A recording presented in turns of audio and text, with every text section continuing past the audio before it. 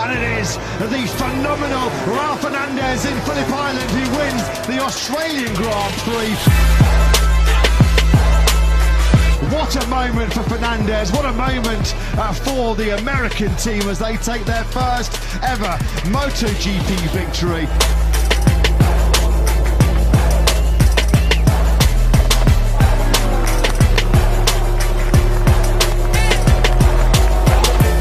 Dreams do come true.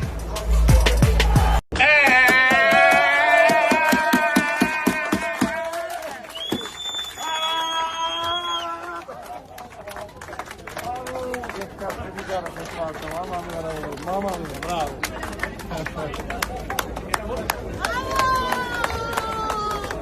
Oh, se ne hai messo.